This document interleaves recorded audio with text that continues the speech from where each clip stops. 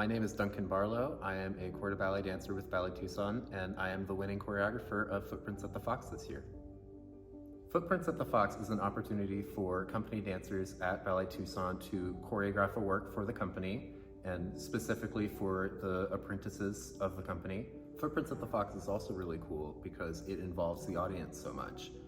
You have the series of new works that are created for the program, and the audience comes, and it's one night only, and you get a little pamphlet to fill out your favorite work. You get to say, this one was my favorite, I loved it, I'd love to see it again.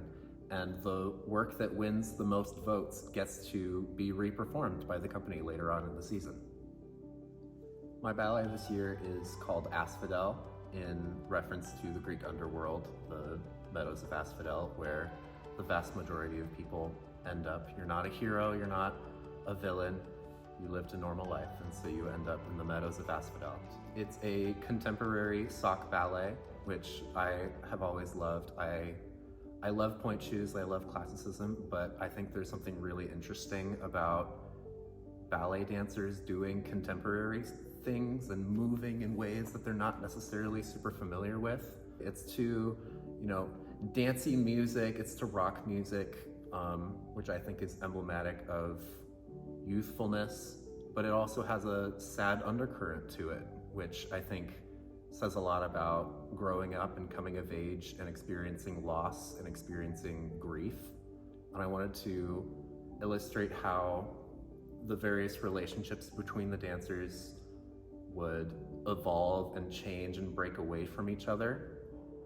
Because it is for the apprentices, and because I wanted to feature the apprentices, a lot of the dancers were very young, and they have all of this energy and youthfulness and attack in their movements that I wanted to harness.